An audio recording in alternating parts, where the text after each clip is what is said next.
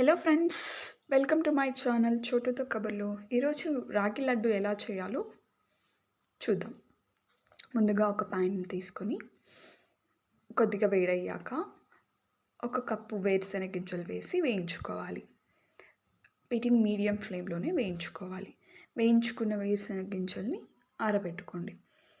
ఆ తర్వాత ఇదే ప్యాన్లో ఒక కప్పు బాదం, ఆ బాదం మీకు అవైలబుల్గా ఉంటే వేసుకోవచ్చు, లేకపోతే మీరు స్కిప్ చేసుకోవచ్చు. సో బాదంని కూడా బాగా వేయించుకున్న తర్వాత తీసి ఆరబెట్టుకోవాలి.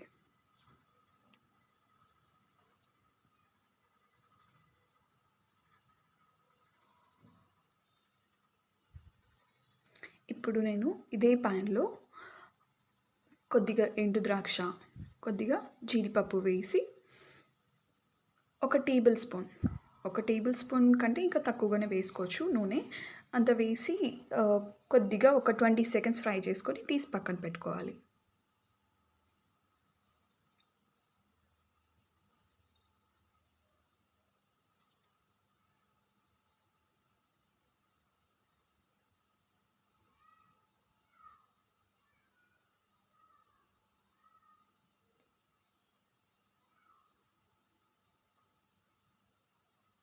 ఆ తర్వాత వేయించుకున్న బాదంను, తర్వాత వేరుశెనగ గింజలను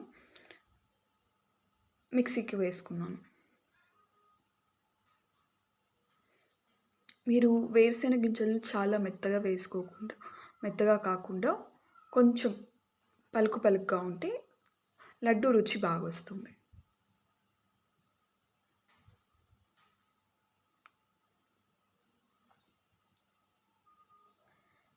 ఇప్పుడు ఒక మందమైన పెనం పెట్టుకొని అందులో ఒక 2 కప్పుల రాగి పిండి వేసుకొని వేయించుకోవాలి.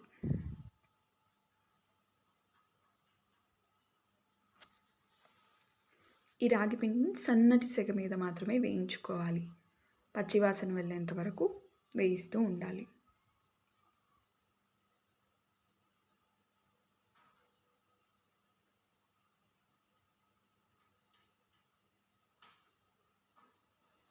నేను ఇందులో కొద్దిగా నూనె వేసుకున్నాను. మీకు ఒకవేళ నెయ్యి తినేటిగా ఉంటే, నెయ్యి అవైలబుల్లో ఉంటే మీరు నెయ్యి కూడా వేసుకోవచ్చు. నేనైతే నెయ్యి తినను కాబట్టి నేను నూనె వేసుకొని కొద్దిగా నూనె ఒక టేబుల్ స్పూన్ వేసుకొని వేయించుకుంటున్నాను. తర్వాత ముందుగా తరిగి పెట్టుకున్న ఎండు కొబ్బరి వేయించుకున్నాను. దీనిని మీడియం ఫ్లేమ్లో ఒక 4 నిమిషాల పాటు వేగనివ్వాలి.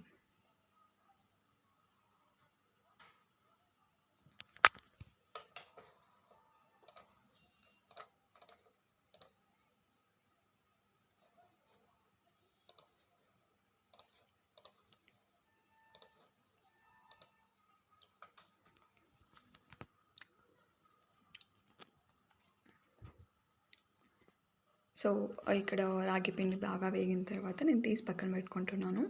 ఆ తర్వాత ఇదే పిండిలో మనం ముందుగా పొడి చేసుకున్న వేరుశెనగ పిండి, బాదం పిండిని వేసి కలుపుకుంటున్నాను.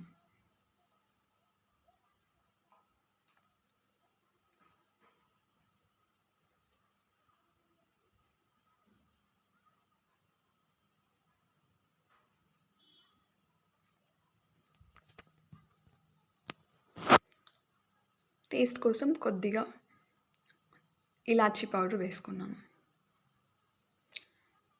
ఆ తర్వాత ఒక బౌల్లో 1.5 కప్పు బెల్లం తీసుకొని దానికి 1/2 కప్పు నీళ్ళు పోసి మీడియం ఫ్లేమ్లో బాగా మరగబెట్టుకోవాలి.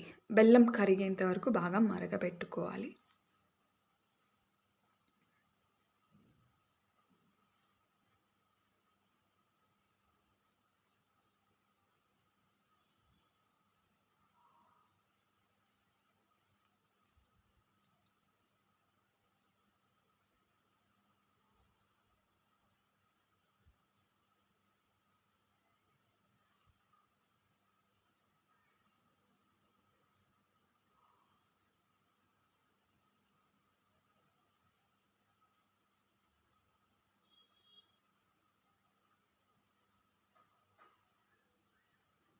ఇప్పుడు బెల్లం బాగా కరిగిపోయింది. కొద్దిసేపు మనకు జిగటగా వచ్చేంత వరకు బెల్లాన్ని కరగనించుకోవాలి.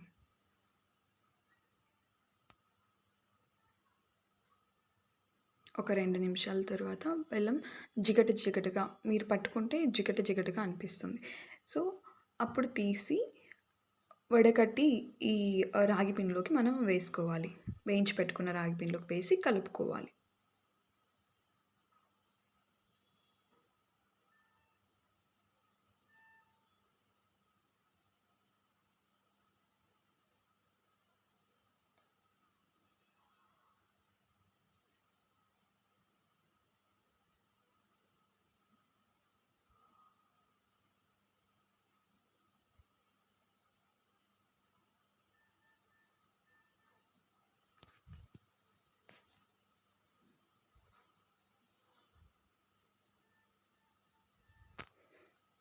రాగి పిండిని బాగా ఉండలు లేకుండా కలపాలి.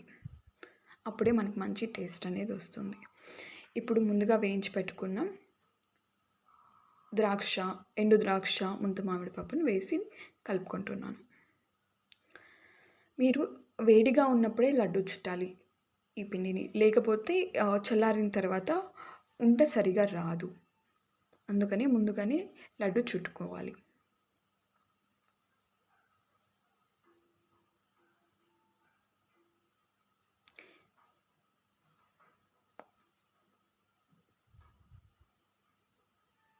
రాగి పిండిలో మనకి ఎంతో శక్తినిచ్చే కాల్షియం ఉంటుంది.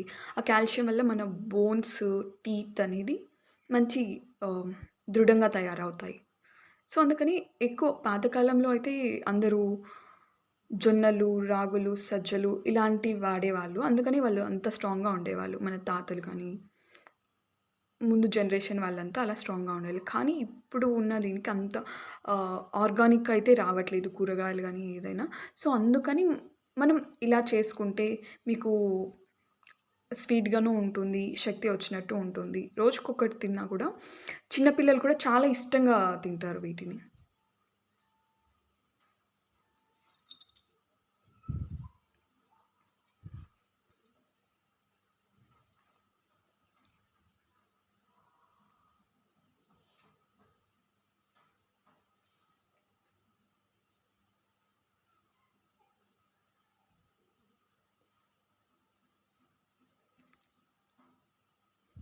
లడ్డూలు చేయడం అయిపోయింది. ఇప్పుడు ఎలా ఉందో చూసేద్దాం లడ్డు.